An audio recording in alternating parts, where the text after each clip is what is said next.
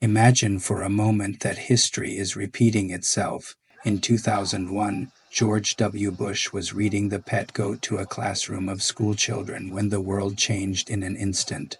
A presidency that began with promise was forever defined by a decision made in the heat of crisis. Fast forward nearly half a century, and once again, America's leader faces a moment that could reshape the world. Presidents are often remembered not for their plans, but for the crises they navigate. Jimmy Carter's tenure was overshadowed by the failed 1979 rescue of American hostages in Tehran. 8 months later, those hostages came home knowing his presidency had faltered. Ronald Reagan's landslide victory in 1980 was as much a repudiation of Carter's perceived weakness as it was an endorsement of mourning in America. Today, President Donald Trump finds himself at a similar crossroads. Early in his second term, he reshaped the global order with sweeping tariffs, a hard line on immigration, and renegotiated trade deals. Yet now he confronts the most perilous decision of all, whether to order an American military strike on Iran.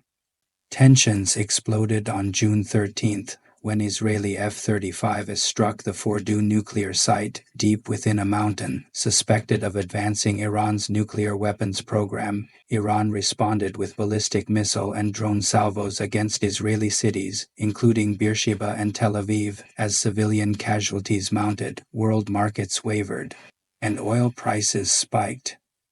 But by June 20th, reports showed Asian shares edging up and Brent crude sliding, signaling that fears of an imminent U.S. strike had receded, at least for now. In Geneva, the foreign ministers of Germany, France, Britain, and the EU met Iran's Abbas Araghchi, urging Tehran to join nuclear negotiations without preconditions. Iran refused to start talks until Israel halted its bombing campaign, dashing European hopes for a quick diplomatic breakthrough. Well, now it's our President Trump's turn, a master of tariff threats and economic brinkmanship. On Wednesday, June 18th, he took to social media to announce that Ayatollah Ali Khamenei was an easy target, but completely safe, at least for now. His message was clear. Iran's supreme leader could be attacked at will, but it wasn't going to happen. At least not yet. We don't want missiles hitting civilians or American soldiers.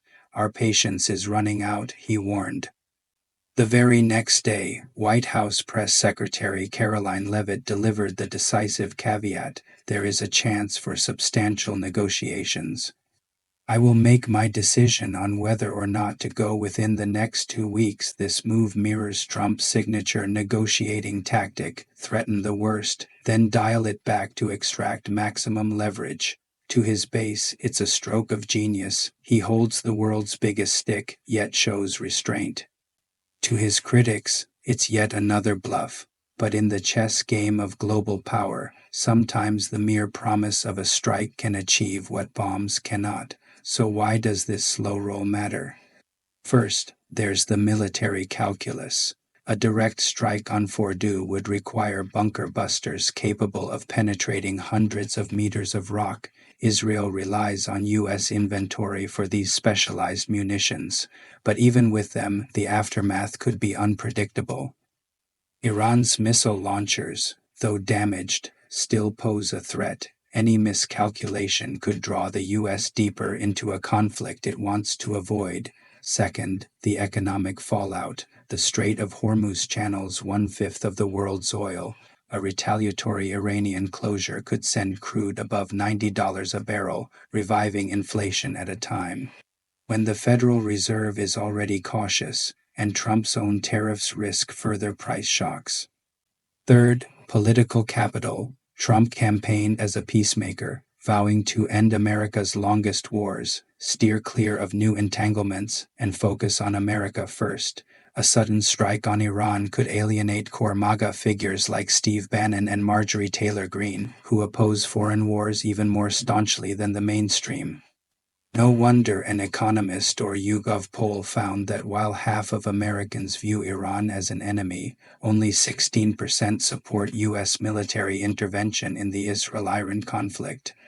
60% oppose it outright. Meanwhile, Europe scrambles to keep diplomacy alive. Despite stiff objections from Tehran, EU foreign ministers promise to reconvene in Geneva if talks stall. Iran's foreign minister, Abbas Araghchi, said he was ready to consider diplomacy once Israel halts its aggression, but demanded accountability and reparations first. Trump's 12-week decision window plays directly into this dynamic. It signals to both allies and adversaries that the U.S. remains open to a negotiated settlement. So long as Tehran isn't playing for time, it also sends a message to Israel: we've got your back, but don't act recklessly. Contrast this with Bush's reaction on September 11, 2001, decisive, immediate, and irreversible, or Carter's passive watching as his options dwindled in the Iranian desert. Trump, by contrast, is neither paralyzed by indecision nor rushing headlong into battle. He's weighing costs and benefits, timing and terrain, allies and adversaries. In doing so, he's practicing what the Chinese proverb extols: there is no first in culture and no second in martial arts. In politics, civil engagement, tariffs, diplomacy, timed threats is culture. Martial arts, bombs, boots on the ground, are the last resort. Trump's choice to keep the hammer over his shoulder, unfallen, is testament to his shrewdness. Over the next fortnight, several scenarios will unfold. Diplomatic breakthrough, Iran joins. In direct negotiations, perhaps through European intermediaries, diffusing the crisis. Trump gets credit for restraint and wins a geopolitical prize without firing a shot. Standoff continues. Neither side backs down. Markets gyrate, oil flirts with highs, but no strikes occur. Trump's base views him as strong. Opponents call it a blunder, limited strike, a precision attack on key missile sites, or the Fordow installation. Iran retaliates with asymmetric warfare, closing Hormuz, sponsoring proxy attacks, forcing a broader U.S. commitment.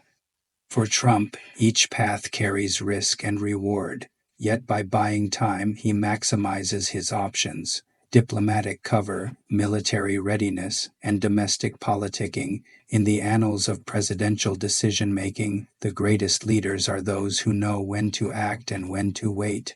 President Donald Trump's slow roll on an Iran military strike may look like hesitation to some, but in reality, it's the embodiment of strategic patience. By keeping the world guessing, he preserves every lever of power, a live option to strike, the moral high ground of diplomacy, and the political advantage of appearing both strong and restrained. As the clock ticks down to his final verdict, one thing is clear. In this high-stakes game of global poker, Donald Trump is playing his hand with the cool detachment of a master strategist, an artful dance between culture and martial might that few presidents before him have executed so deftly.